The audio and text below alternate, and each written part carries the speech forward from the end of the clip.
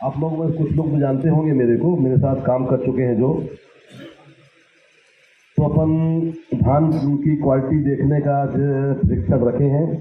जो पुराने लोग हैं उनको मालूम है तो रिफ्रेश कर लेते हैं, और जो नए लोग हैं वो थोड़ा ध्यान से सुनिए, क्योंकि इसके बाद आपका इंटरव्यू होगा। इंटरव्यू में आप अगर सफल रहे तभी आपको ज्वाइनिंग दी जाएगी, अदरवाइज आपको घर जाना पड़ेगा। ये लगातार 6 दिन से ट्रेनिंग चल रही है और 6 दिन में सैकड़ों लोग घर जा चुके हैं जो ध्यान से नहीं सुने। वही पूछा जाएगा जो मैं यहाँ आपको बता रहा हूँ। तो मेरा सबसे अनुरोध है कि आप लोग जो चीज़ें पैरामीटर वगैरह हैं तो आप नोट कर लीजिए, जो पुराने हैं वो भी नोट कर लीजिए। कारण ये कि साल भर का गैप हो गया है, हो सकता है कि आप लोगों को आप भूल गए हो या दिमाग में वो बात ना हो। ठीक है, तो अपन शुरुआत करते हैं। जो आज देश के नागरिक खाद्यान्न का उत्पादन करते हैं, जिनको अपन किसान कहते हैं, वो बड़ी मुश्किल से, क्योंकि वातावरण और प्रकृति पर निर्भर रहते हैं वो लोग, पूरी सुविधा तो अपने पास है नहीं, तो धान या गेहूं या कोई भी खाद्यान्न का उत्पादन करते हैं। उसके लिए सरकार ने उनको घाटा ना हो, किसी तरह का नुकसान ना हो, और अपनी जीविका वो सही तरीके से चला सकें और अपनी उपज का जो है वास्तविक या एक निश्चित मूल्य पा सकें जिसके वो हकदार हैं। इसके लिए सरकार ने MSP, मिनिमम सपोर्ट प्राइस या न्यूनतम समर्थन मूल्य MSP, ये पूछा जा सकता है आपको इंटरव्यू में कि MSP का मतलब क्या होता है। MSP वो है जिसको भारत सरकार निर्धारित करती है। हर एक राज्यों से वो कोई भी खाद्यान्न, अपने भारत में 23 प्रकार के खाद्यान्नों में MSP निर्धारित की जाती है, और जिस फसल का निर्धारण MSP में किया जाता है या न्यूनतम समर्थन मूल्य निर्धारित की जाती है, उससे पहले, बुआई से पहले राज्यों से मांगा जाता है विवरण कि कितना खर्च है, लागत कितनी है उसमें, और उसमें लगभग 40 से 50% प्रॉफिट किसान को होना चाहिए। ये सारे आधार पे सभी राज्यों में जब आंकड़े आ जाते हैं तो केंद्र सरकार इसको निर्धारित करती है कि इस फसल में या इस जीन्स में कितना MSP रखा जाएगा। MSP का मतलब आप लोगों को मालूम होना चाहिए, ये केंद्र सरकार निर्धारित करती है। और इस वर्ष आप धान का काम करने जा रहे हैं, इसलिए आप लोगों को मालूम होना चाहिए कि धान में MSP 2040 रुपया प्रति कुंटल रखी गई है इस वर्ष। अपन 22-23 के लिए खरीदी कर रहे हैं, वही धान अपन MSP में खरीदेंगे जो 22-23 में उत्पादित हुई है। किसान या कुछ व्यापारी पुरानी धान बेचने की कोशिश करेंगे। आप लोग क्वालिटी चेकर हैं, इसलिए क्वालिटी इंस्पेक्टर है, क्वालिटी चेक करेंगे आप, तो क्वालिटी चेकर होने के नाते आपको ये भी ध्यान देना है कि धान पुरानी है कि नहीं है। अगर पुरानी धान लोगे आप तो आप परेशानी में पड़ सकते हैं। पुरानी धान की पहचान ये है कि उसमें विविलाइजेशन या घुने हुए दाने रहेंगे ज़्यादा। ठीक है, 1, 2, 3 अगर हैं तो उसमें हो सकता है कि भाई पुराने बोरों में किसान लेके आया है जिसमें वो धान के दाने पुराने हों, तो 1% तक अगर उसमें मिल जाता है तो कोई फर्क नहीं पड़ता है। लेकिन अगर उसमें ज़्यादा है तो आप उसको समझिए कि पुरानी धान है वो। विविलाइजेशन क्या होता है? भुना हुआ धान में छेद होगा। दूसरी बात, जीवित कीड़े होंगे, धान में जीवित कीड़े होंगे, धान में चमक नहीं होगी बिल्कुल। ठीक है, इस तरीके से आप पहचान सकते हैं नए पुराने का कि नई धान कौन सी है और पुरानी धान कौन सी। अपने को नई धान लेनी है जो इसी साल उत्पादित हुई है। अब अपने को कैसे लेना है, क्या करना है, कौन लेगा, कौन वजन कराएगा, कौन पैसा देगा, ये बॉदरेशन आपको आपके ऊपर नहीं है। आपको सिर्फ क्वालिटी देखना है। किसानों से सरकार धान ले रही है, किसानों से सीधे किसान धान ले रही है, तो उसके लिए कोई मंत्री या राज्यपाल या कोई कलेक्टर जाके तो किसान से धान लेगा नहीं। एक उनने व्यवस्था बनाया है कि जो सहकारी समितियां काम करती हैं और स्व सहायता समूह जो होते हैं कस्बों में, गांव में, जो स्व सहायता समूह है वो और सहकारी समितियां, इनके माध्यम से इनके यहाँ किसान अपनी उपज धान बेच सकता है। किस रेट से बेचेगा? वो जो सरकार ने निर्धारित किया है एमएसपी पे 2040 रुपया प्रति क्विंटल। तो किसान इन समितियों में या स्व सहायता समूह जिसको अधिकृत किया गया है, प्रत्येक जिले में उनके द्वारा खरीदी की जाएगी। अब इस खरीदी में ये जरूरी है कि एमएसपी या निर्धारित उसको जो कीमत दी जाएगी 2040 रुपया तभी दी जाएगी अगर वो धान निर्धारित मापदंड के अनुरूप है। निर्धारित मापदंड के अनुरूप है मीन्स अगर मानक स्तर की है। भारत सरकार ने ये निर्धारण किया है कि हर खाद्यान्न में कुछ न कुछ अशुद्धियाँ होती हैं। अशुद्धियाँ तो रहेंगी, लेकिन अपन पूरी तौर पे उनको उन अशुद्धियों को दूर नहीं कर सकते हैं। इसलिए एक निर्धारण किया गया है कि एक निश्चित मात्रा तक वो अशुद्धि होगी अगर, तो वो मानक स्तर की धान मानी जाएगी। इस स्तर के इस लिमिट के बाद यदि उसमें अशुद्धि है वो अमानक धान होगी। या कोई भी खाद्यान्न है जो अगर निश्चित मात्रा से उसमें अशुद्धियां अधिक है तो अमानक कहलाएगी। इसलिए अपने को ये एक पैरामीटर निर्धारित किया गया है कि इस पैरामीटर तक अपने को ये शुद्धि टॉलरेबल है, ये अपन इसको ले सकते हैं। ठीक है, किसी को नींद आ रही हो भाई वक्त मुँह धो के आ जाओ, क्योंकि इसके बाद इंटरव्यू जो होगा उसमें इंटरव्यू में यही बात पूछी जाएगी आप लोगों से जो मैं बता रहा हूँ। ये मैं पहले ही बता चुका हूँ, दोबारा फिर बता रहा हूँ। तो समितियाँ और स्व सहायता समूह जो है गांव में या कस्बों में जो काम कर रही हैं, उनके माध्यम से सरकार किसानों से धान खरीदेगी 2040 रुपया प्रति क्विंटल की दर से। लेकिन उनको, समितियों को और आपको एक बॉन्ड कर दिया गया है कि आप एक निर्धारित मापदंड जो आप सरकार का है उसके अनुसार आपको अगर वो धान है तभी 2040 रुपये मिलेंगे। अब इसका निर्धारण कौन करेगा कि धान मानक है कि अमानक है? इसके लिए आपको नियुक्त किया गया है, नियुक्त किया जा रहा है। इसमें आरबी एसोसिएट को सरकार ने दायित्व सौंपा है, आरबी एसोसिएट आपको दायित्व सौंप रही है। तो मैं ये चाहूँगा या हम ये चाहेंगे कि भाई कंपनी का काम है और कंपनी को अपने को ग्रो करना है, तो अपन ईमानदारी से काम करेंगे, सरकार की मंशा के अनुसार अपन काम करेंगे तो कंपनी की तरक्की होगी और उनकी तरक्की होगी तो स्वाभाविक है कि आपको भी लाभ किसी न किसी रूप में मिलेगा। तो हम ये चाहते हैं कि पूरी जो व्यवस्था सरकार ने बना के रखी है, पूरी व्यवस्था जो सरकार ने बना के रखी है उसको अपन समझ लें पहले। तो मेरी बात सुनिए, फिर ये तो मैं बताता हूँ आपको बाद में। व्यवस्था ये है, स्व सहायता समूह और सहकारी समितियाँ खरीदी करेंगी कहाँ? एक सेंटर बना दिया जाएगा। हो सकता है कि वो जहाँ भंडारण केंद्र है वहाँ हो या ऐसी जगह पे हो जहाँ सहकारी समितियों की अपनी जमीन है या उनकी पीडीएस की दुकान है, वहाँ भी वो खरीदी केंद्र हो सकते हैं। इस तरफ आप अभी मत जाइए, अभी सुन लीजिए कि वो कैसे करना है। जो नए लोग हैं वो विशेषकर, पुराने लोगों से तो अपेक्षा यही है कि उनको सारी प्रोसीजर उनको मालूम है। तो किसान धान बेचने के लिए अपने लेके आएगा कहाँ? सरकारी समितियों में। वही किसान आएगा जो रजिस्ट्रेशन करा चुका है।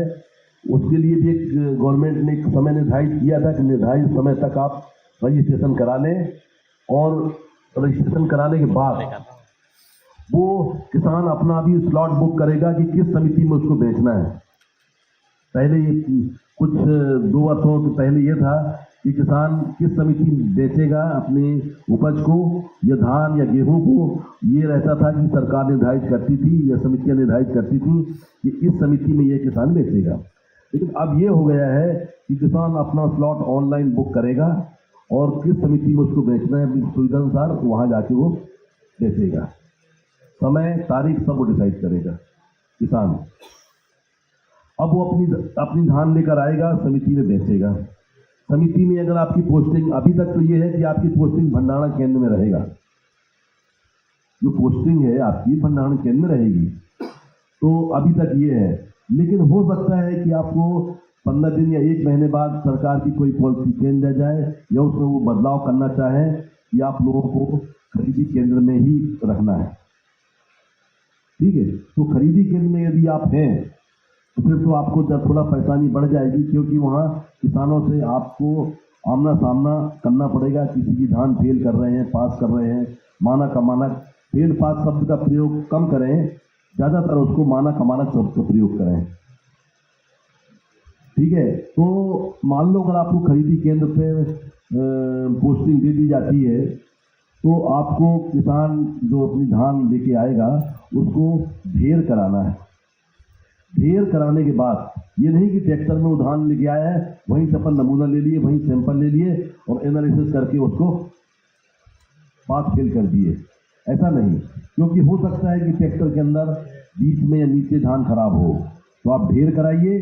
ढेर कराने के बाद आप देखो उसको कि वाकई में धान अच्छी है कि नहीं है, उसमें से नमूना लीजिए, नमूना लेके एनालिसिस कीजिए।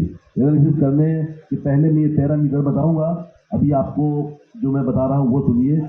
वो उसमें सैंपलिंग कैसे करना है, वो ढेर लगा देता है, आप सीधा ढेर में हाथ डालिए, जहाँ तक अंदर तक हाथ चला जाए और वहाँ जाके मुट्ठी बंद कीजिए। सीधा हाथ डालना है, मुट्ठी बंद करेंगे तो हाथ अंदर तक नहीं जाएगा। सीधा हाथ डालिए, वहाँ मुट्ठी बंद करिए और फिर मुट्ठी को बाहर ले आइए।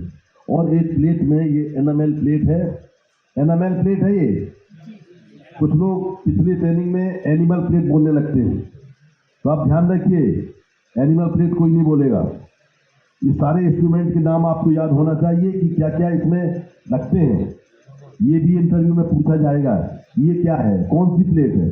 आप बोल देंगे एनिमल प्लेट है तो फिर तो कबाड़ा हो गया, ऐसा नहीं करिए। उसमें क्या है, मेरी भी इज्जत का सवाल रहता है कि मैंने क्या बताया है। आप तो यही कह देंगे कि हमको यही सिखाया गया है। फील्ड में लोग यही कहते हैं, जो चीज़ नहीं मालूम हमको तो बताई नहीं गई ये चीज़ है। ठीक है, तो ऐसा आप लोग मत करिए, इस चीज़ का ध्यान रखिए। कैसा एनामेल प्लेट, एनामेल प्लेट है, हाँ, यस, एनिमल नहीं, ठीक है। एनामेल बोल दो, इतना काफी है। स्पेलिंग नहीं पूछेगा कोई,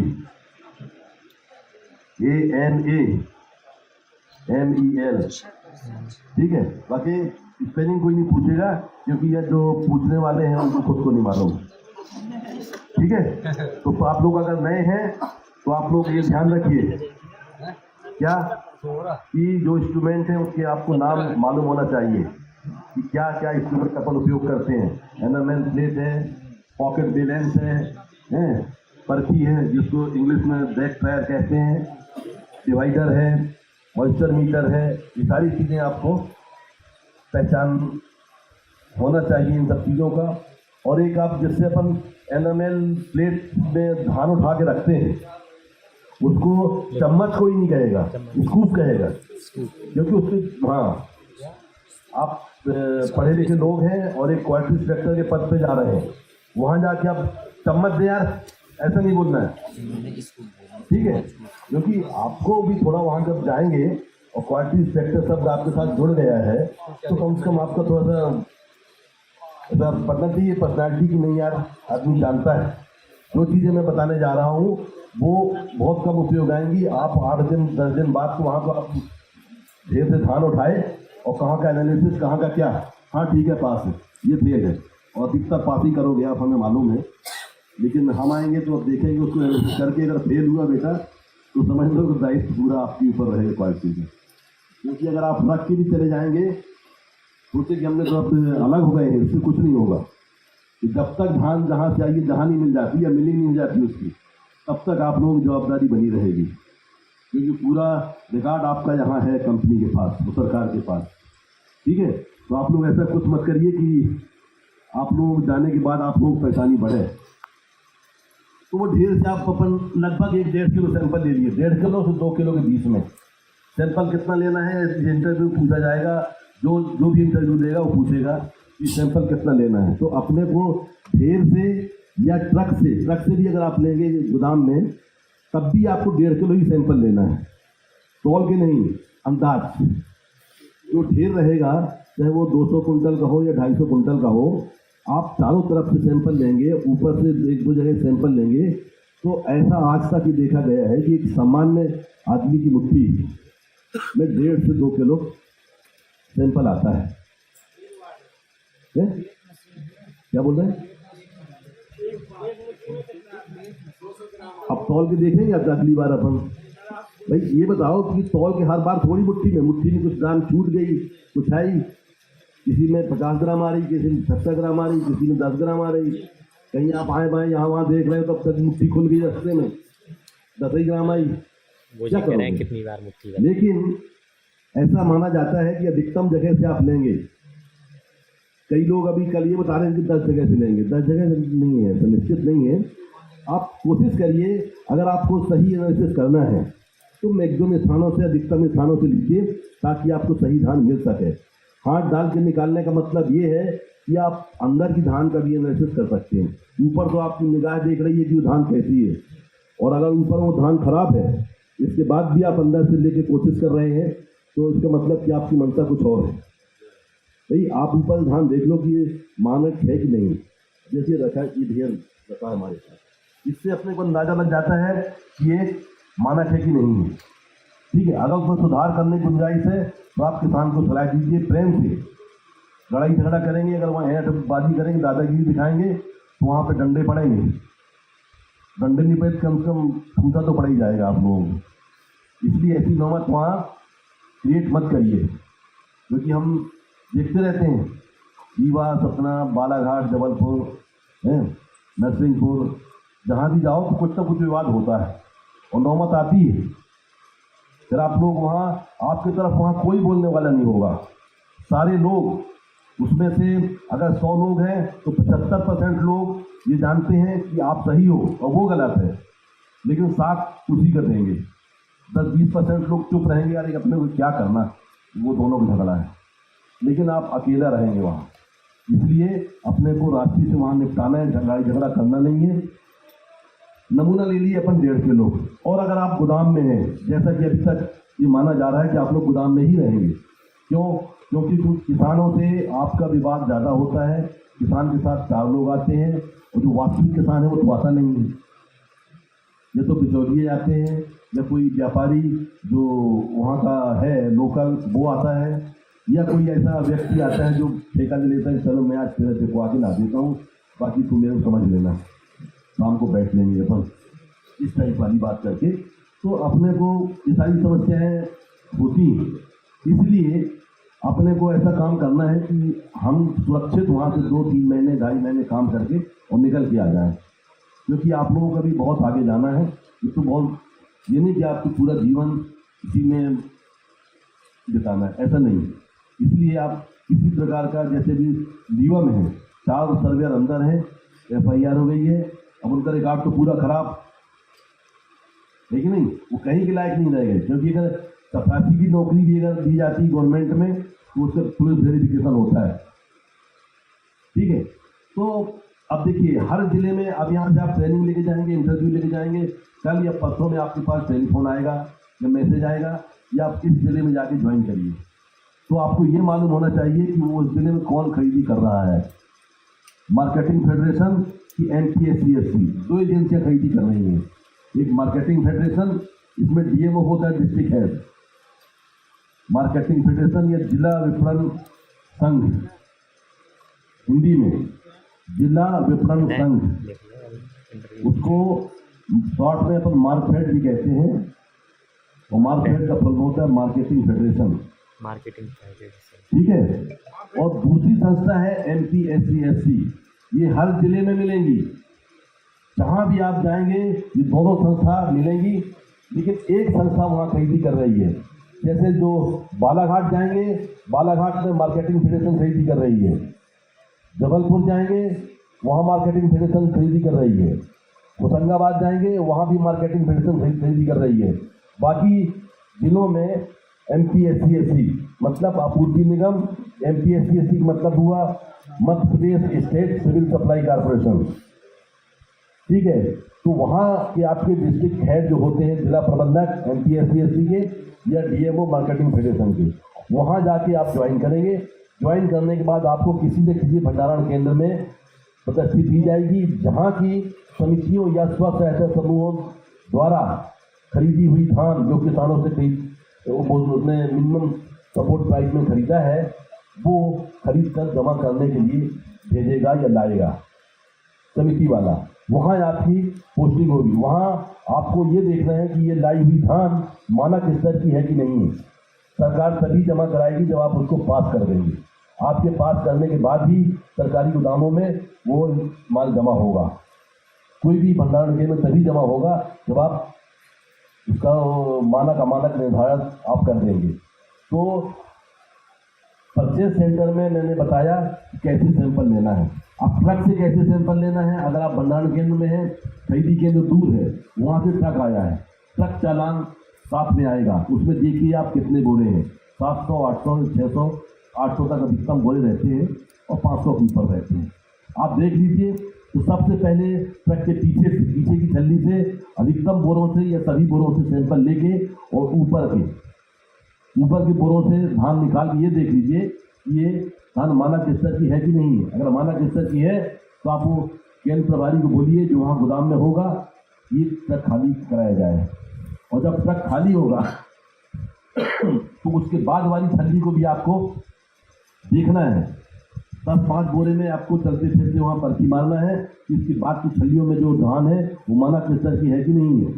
अगर वो है तो आप कंटिन्यू रखिए, अदरवाइज जो खराब बोरे हैं धान के, जिसमें धान भरी हुई है, वो किनारे करवाइए। और अगर उसमें से 800 बोरे में से 100 बोरे फेल हैं तो 700 बोरे का ही आप अपना उसमें पास करिए। मानक धान के जो ऐप दिया जाएगा उसमें, और अपने रिकॉर्ड में लिखिए कि इस ट्रक चालान नंबर में प्रत्येक ट्रक के साथ ट्रक चालान आएगा, तो उसमें बोरों की संख्या रहती है।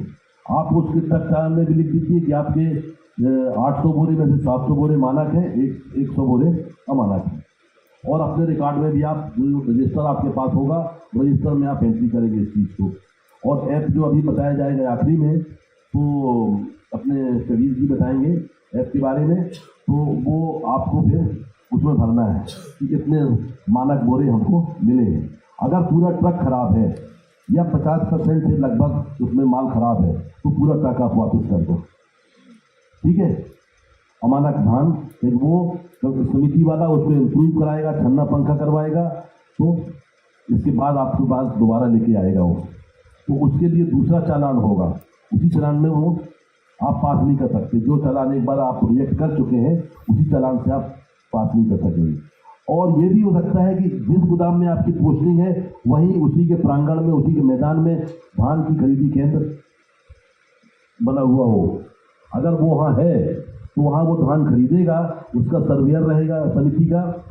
उसका सर्वेयर तो कोई भी हो सकता है, उसके परिचित का आदमी, लेकिन उसका विश्लेषण और आपके विश्लेषण में अंतर होना चाहिए, क्योंकि वो तो कुछ जानता नहीं है। आप लोग प्रशिक्षित हैं, ठीक है, आप सरकार के लिए काम कर रहे हैं, वो समिति के लिए काम कर रहा है।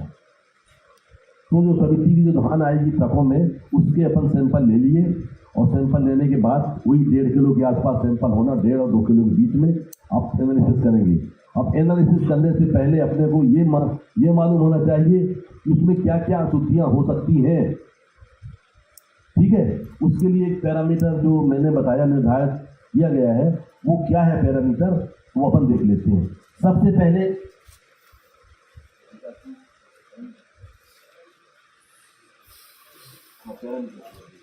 अब ये सब चीज़ों को आप निर्धारण करने से पहले आपको ये मालूम होना चाहिए कि पैरामीटर में क्या क्या है, ठीक है। सबसे पहले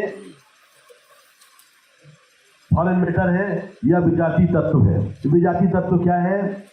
धान के अलावा उसमें जो भी होगा, धान के अलावा जो भी उसमें तत्व होंगे वो विजातीय तत्व कहलाएंगे। उसकी लिमिट है 2%, लेकिन इस 2% में बाइफर्केशन है, एक इनऑर्गेनिक 1% और 1% ऑर्गेनिक। इनऑर्गेनिक ऑर्गेनिक 2 हैं। इनऑर्गेनिक क्या है? मिट्टी, रेती इत्यादि जो जलाई नहीं जा सकते हैं, ऐसे इनऑर्गेनिक में आते हैं। और ऑर्गेनिक में कुशी, डंठल, भूसी कुछ भी हो या कोई भी खाद्यान्न के दाने हों, वो ऑर्गेनिक में आएंगे। यहाँ तक कि अगर धान में चावल है तो वो भी विजातीय तत्व में जाएगा। आप लोग ध्यान रखिए इस चीज को। अगर चावल है तो विजातीय तत्व में जाएगा, वो ऑर्गेनिक फॉरेन मैटर में, और इसकी लिमिट भी 1% है। इसमें सीधा दिया हुआ है 2%। 2% में 1% इनऑर्गेनिक है, 1% ऑर्गेनिक है। अगर इसमें से अगर ऑर्गेनिक या इनऑर्गेनिक 1% से अधिक है, मान लो 1.5% 2% है, तो वो अमानक धान होगी। और मैं फिर बोल रहा हूँ एक बार कि चावल अगर है तो ऑर्गेनिक फॉरेन मैटर में जाएगा, ठीक है। दूसरा है discolour, damage, sprouted and weevilled grain. Discolour क्या है? बदरंग दाने, जो अपना धान अपने कलर खो चुकी है, ऐसे दानों को छांटिए। और क्षतिग्रस्त या डैमेज, जिसमें फंगस लग गए हैं, धान काली पड़ गई है, उसको छांटिए। और जो अंकुरित हो चुके हैं उन दानों को छांटिए। और जो अंकुरित के बाद विविल्ड, जो धान घुने दाने हैं, उन ऐसे दानों को छांट के एक श्रेणी में रखिए और उनको आप तौलिए तो 5% से अधिक नहीं होना चाहिए। पैरामीटर में 5% उसको गवर्नमेंट ने निर्धारित किया है, ठीक है। Damage, discolour, sprouted and weevilled grain 5%। इसके बाद अधपके दाने, अधपके या अपरिपक्व है, पेन है ओपन सिकुड़े हुए दाने, अनुकूल वातावरण न मिलने के कारण दाने सिकुड़ जाते हैं, कुबला जाते हैं, सूख जाते हैं, मुरझा जाते हैं। ऐसे दानों को एक श्रेणी में रखिए और इसका प्रतिशत है 3। अधिकतम इतने तक अपन लेती है, लेकिन अगर 3 के ऊपर है वो धान अमानक मानी जाएगी, और 3 के अंदर है तो मानक मानी जाएगी, ठीक है। इसी तरह से आप देखिए आगे admixture, admixture of lower class. अब एडमिक्सचर क्या है? पुराने लोग तो हैं यहाँ पर, वो उनको भी शायद भूल गए होंगे। अभी में क्या बताया कि जो भी खाद्यान्न आएगा वो ऑर्गेनिक फॉरेन मैटर में जाएगा। तो इस चीज को आप ध्यान रखिए कि बटरी है, चना है, मसूर है, कुछ भी है, वो ऑर्गेनिक फॉरेन मैटर में जाएगा, विजातीय तत्व में जाएगा, उसमें ऑर्गेनिक में, ठीक है। बटरी उसमें एडमिक्सचर नहीं जाएगा। एडमिक्सचर में निम्न श्रेणी के मिश्रण देखिए आप। निम्न श्रेणी के, अगर धान निम्न श्रेणी की धान मिली हुई है, धान 2 प्रकार की होती है, एक ग्रेड ए और एक कॉमन, ठीक है। ग्रेड ए और कॉमन, अगर अपन ग्रेड ए धान लेते हैं, अगर उसमें कॉमन धान के दाने हैं तो वो एडमिक्सचर कहलाएगा। लेकिन अपन जब कॉमन निम्न श्रेणी की धान ही ले रहे हैं तो उसमें एडमिक्सचर का कोई सवाल नहीं आता है। एडमिक्सचर का यहाँ पैरामीटर में दिखाया गया है 6%। अगर अपन ग्रेड ए लेते हैं तो अगर उसमें कॉमन धान होती तो 6% तक अलाउ होती हो, परंतु अपन कॉमन धान ले रहे हैं उसमें, और उससे कोई नीची धान नहीं होती है, नीची श्रेणी की धान कुछ नहीं होती है, तो उसमें एडमिक्सचर का कोई सवाल नहीं आता है। आप उसमें अपने जो ऐप है उसमें ओपन रजिस्टर में उसमें डैश कर दीजिए या 0 लिख दीजिए।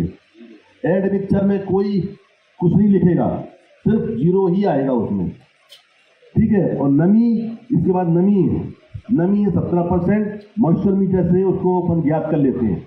अब विजातीय तत्व देखते हैं कैसे होते हैं। देखिए ये ऑर्गेनिक फॉरेन मैटर है। सोयाबीन के दाने आ गए तो वो भी ऑर्गेनिक फॉरेन मैटर विजातीय तत्व में है, ऑर्गेनिक में। डंठल है, भूसी है, कुशी है, ये सारे ये ऑर्गेनिक फॉरेन मैटर में। इसकी लिमिट मैं बता चुका हूँ 1% है। अभी बटरी कौन बता रहा था कि बटरी एडमिक्सचर, बटरी भी होती है अगर तो बटरी भी इसी में आती है, ठीक है। इसके बाद इनऑर्गेनिक देखते हैं। इनऑर्गेनिक में मिट्टी, पत्थर, कंकड़, रेती ये आ जाते हैं। ये देखिए इसमें मिट्टी है और 2 पत्थर है। ऐसी वस्तु जो नहीं जल सकती है, जिसमें धुआं नहीं निकल सकता, जो जल नहीं सकती है, जिसमें कार्बन उत्सर्जन नहीं हो सकती है, तो ऐसे तत्व इनऑर्गेनिक कहलाते हैं। तो मिट्टी, पत्थर जो भी आएगा वो इनऑर्गेनिक में आएगा। इसके बाद देखिए ये चावल के दाने हैं जो खराब हो चुके हैं, कंकड़, पत्थर, इसमें सब कुछ मिला हुआ है। जो भी चावल के दाने हैं ये ऑर्गेनिक फॉरेन मैटर में जाएंगे। ऑर्गेनिक फार्म मेटर में जाएंगे चावल के दाने। इस चीज को आप ध्यान रखिए हमेशा। अब अगला ये देखिए, ये जो मैंने बताया था डैमेज डिस्ट्रॉयड स्प्राउटेड और रिबिल्ड ग्रेन 5%, उसमें ये ऐसे होते हैं वो। ये देखिए काला धान काली पड़ गई है, ये भी पड़ गई है, ये भी पड़ गई है, ये डैमेज है। इसमें कुछ सिकुड़े दाने हैं, मुरझाए दाने हैं, और जो अधपके दाने हैं वो अधपके दाने जो काले पड़ गए हैं वो भी इसी में आएंगे। इसमें देखिए जैसे ये है, ये अधपका है, काला पड़ गया है, तो ये अधपका में नहीं जाएगा, ये इसमें आएगा। ठीक है, तो ये 5% लिमिट है इसकी। इस चीज का ध्यान रखिए कि 5% से ज्यादा अपने को नहीं लेना है। ठीक है, नेक्स्ट देखते हैं अपन।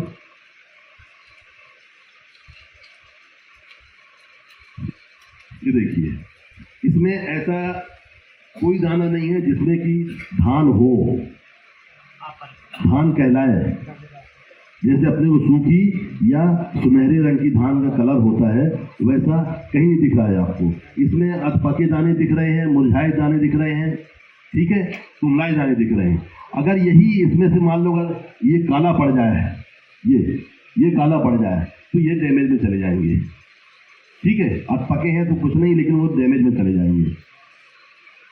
अब इसमें अपन क्या देखते हैं, नमी। नमी के लिए मॉइस्चर मीटर का उपयोग किया जाता है, जो आपको दिया जाएगा। ये अच्छी धान है, ये 20 ग्राम जो अपन लिए थे, इसी में से वो सब छांटे हैं।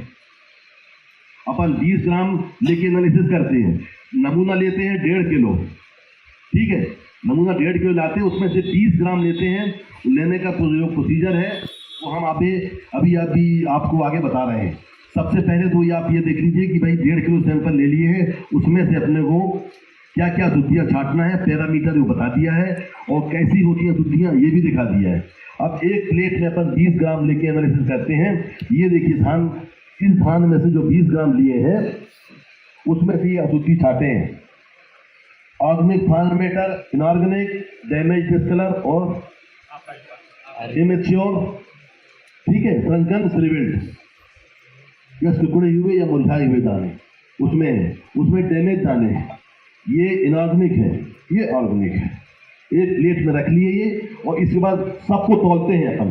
पहले इसको तौलते हैं, उसको चारों को तौल के देख लेते हैं कि कितने ग्राम आ रहा है। अपन 20 ग्राम लिए थे प्लेट में, उस प्लेट में 20 ग्राम धान लेके ये सारी अशुद्धियों को छांटेंगे, और छांटने के बाद इनको सबको तौल लेंगे और तौल के प्रतिशत निकाल लेंगे। इसका जो 20 ग्राम का प्रतिशत आएगा, परसेंटेज आएगा, वही उस ढेर या उस ट्रक जहाँ से अपन नमूना लिए हैं, चाहे वो 20 कुंटल हो, 50 कुंटल हो, 100 कुंटल हो, जहाँ से अपन नमूना लिए हैं, वहाँ पूरे धान के मानक अमानक का निर्धारण यही 20 ग्राम से अपन करते हैं, जिसमें कि ये सारी शुद्धियाँ संभावित शुद्धियाँ हैं ये। और इसमें धान में कोई और चीज़ नहीं होती, इतनी चीज़ें हो सकती हैं। ठीक है, और जो है तो वो सभी फारेन मीटर में जाएगी। ठीक है, अब अपन मॉइस्चर मीटर देखते हैं। ये नमी मापक है, इसमें ये हुपर है, इसमें साइड में लॉक बना हुआ है, जो मैं दिखाऊंगा बाद में आपको प्रैक्टिकली। तो ये है,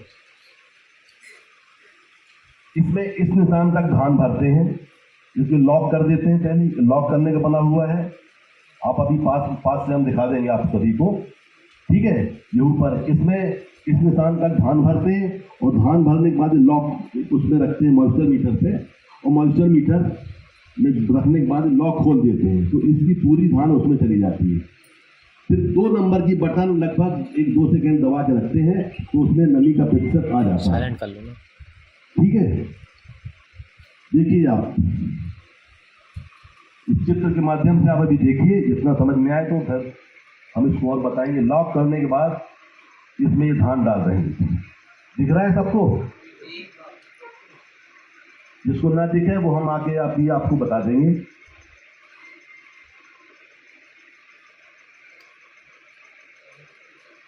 ठीक है, अब ये इसको लॉक खोल दिए तो धान अंदर चली गई मॉइस्चर मीटर में। अब ये 2 नंबर की बटन दबाए, 1-2 सेकेंड दबा के रखना है, तो ये रीडिंग आ गई। देखिए इसके डिस्प्ले हो रही है यहाँ रीडिंग 10.7। ठीक है, आया समझ में? Yes sir. नए लोग ध्यान दीजिए, ज़्यादा लेना सभी को है मॉइस्चर, ऐसा नहीं कि सिर्फ नहीं लेंगे, आप लोग भी लेंगे, पर ध्यान रखिए आपकी कैसा करना है। धान का मॉइस्चर कब लिया जाता है? नमी हो दान में। नहीं, किस समय? एनालिसिस करने के बाद देखते हैं कि एनालिसिस करने से पहले ही? सबसे पहले सबसे पहले ही देखते हैं। ढेर में से या ट्रक में से जैसे ही माल निकालते हैं तुरंत देख लेते हैं। जितने ढेर लगे हैं पहले सभी का मॉइस्चर देख लो, अगर उसमें ज़्यादा है मॉइस्चर तो आप उनको बोल दो 1-2 दिन अपन इसको सुखा लेते हैं मैदान पे, इसके बाद ऑटोमेटिक मॉइस्चर उससे कम हो जाएगा। मॉइस्चर अधिक नहीं लेना है किसी कीमत में। अब जो अपन सैंपल लेके आए हैं 1.5 किलो के आसपास, उसको अपन विश्लेषण करते हैं। आप इसमें चित्र में एक बार देख लीजिए, दिखाइए।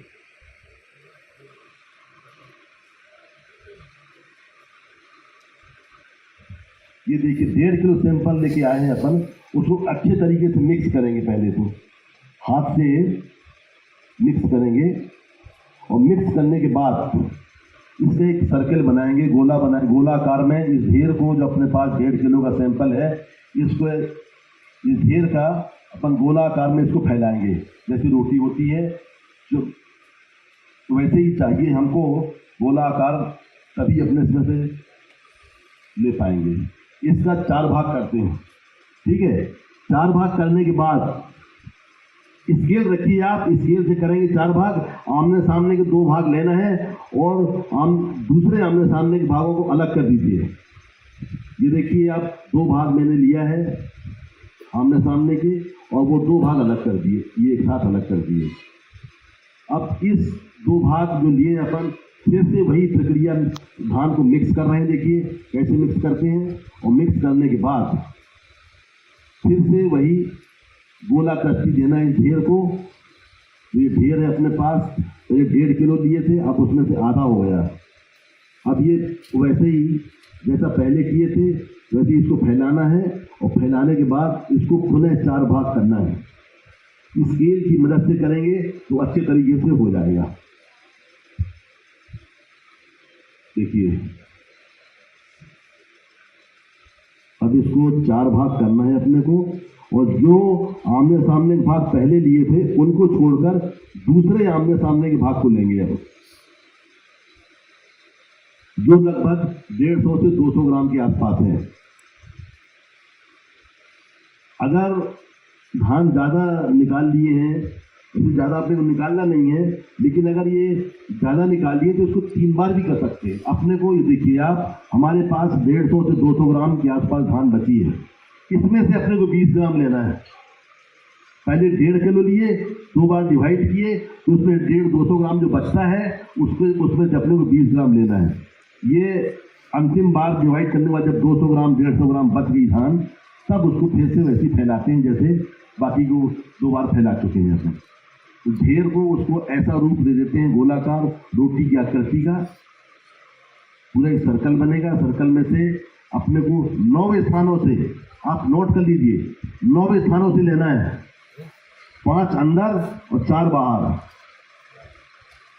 ठीक है, 9 स्थानों से लेंगे। कैसे लेंगे ये हम बता रहे हैं आपको। और जैसे मैंने बताया पहले आपको कि इसमें धान उठाने के लिए स्कूप है, वो उसको चम्मच नहीं बोलेंगे, ये स्कूप शब्द का प्रयोग करेंगे आप। उससे पहले ये तराजू को सेट कर लिए, ग्राम में 0 कर लिए, उसका कप रख दिए, फिर टेयर का वेट, टेयर की जो बटन है वो दबाएंगे तो वो 0 आ जाएगा। 0 आने के बाद सर्वप्रथम ये 20 से उठाएंगे, 5 अंदर से उठाना है तो सबसे पहले 20 से उठाएंगे, उसके पैरेलल दूसरे साइड से उठाएंगे, जहां से 20 से उठाएंगे उसके दूसरी ओर से फिर उठाएंगे, अगल बगल से और दोनों सिराओं से, आगे ऊपर नीचे से। ये देखिए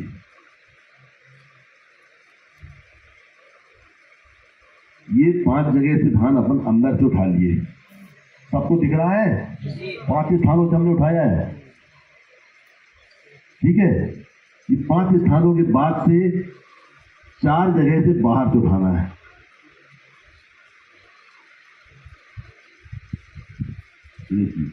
जिससे मैं उठा रहा हूं वो स्कूप है, उसको चम्मच शब्द का प्रयोग नहीं करेंगे अपन। स्क्रूज नहीं भाई, स्कूप। अभी मैंने आपको बताया था SCOOP, स्कूप। इसमें 20 ग्राम धान आ गई। 9 स्थान से आप उठाएंगे तो 20 ग्राम धान आ ही जाती है। तो मैंने 9 स्थान से उठाया, 2 धान एक्स्ट्रा थी, उसको अपन निकाल सकते हैं, 2-3 दाने, या कम है तो 3 दाने डाल सकते हैं। अब इसको एक एनामेल प्लेट में, ये देखिए, पहले ये देख लीजिए 9 स्थानों से कहाँ से उठाया है हमने, ठीक है। 5 अंदर से, 4 बाहर से, और 20 ग्राम तोड़ने के बाद ये तराजू बंद कर दीजिए बटन, और इसके बाद ये जो एनामेल प्लेट में 20 ग्राम धान है, अगर इसमें बारीक कंकड़ पत्थर या राई के दाने हैं तो उसको छन्नी में डाल के, ये छन्नी जो रहेगी छोटी, तो इसमें डाल के आप कर लेंगे तो आपको जल्दी हो जाएगी, मतलब सुविधा हो जाएगी एनालिसिस के लिए। ये हमने किया है, देखो इसमें क्या है, ये सब फारेनमीटर में जाएंगे, फारेनमीटर में जाएंगे। अब इसमें से छांटना है कि अगर चावल है तो ऑर्गेनिक में, मिट्टी है तो इनऑर्गेनिक में, या कोई भी खाद्यान्न के दाने हैं तो ऑर्गेनिक में जाएंगे। ये देखिए, अब अपन जब वो 20 ग्राम से छांटने के बाद प्लेट में अपने को इस तरीके के तत्व मिल जाते हैं जो उसकी अशुद्धियां हैं, और अच्छे दाने ये रखे हुए हैं। उसी 20 ग्राम के अच्छे दाने ये हैं, बाकी ये देखिए ऑर्गेनिक, इनऑर्गेनिक, डैमेज, डिस्कलर और इमेच्योर, और छन्नी से जो छाने थे उसमें से भी अपने को छांटना है। हमने उसमें छांटा नहीं है समय अभाव कारण से। उसमें कुछ दाने जो चावल के हैं वो इसमें आएंगे ऑर्गेनिक में, और जो मिट्टी या कोयले के टुकड़े दिख रहे हैं, ठीक है, वो कोयला कहीं में जाएगा, ऑर्गेनिक में जाएगा। कोयला और मिट्टी के पत्थर के दाने हैं, सभी को छांटना है। जो जिसमें जाने लायक है, मिट्टी रेती, उसमें जाएगा, और जो इसमें जाने लायक, लेकिन सभी को छांटना है, ठीक है। अब ये छांटने के बाद अपन इसी में से डैमेज छांटे हैं, डिस्कलर छांटे हैं, ठीक है, फिर इमेच्योर, और सबको इनको अब तोलना है 1 by 1, मिला के नहीं, सबको अलग अलग।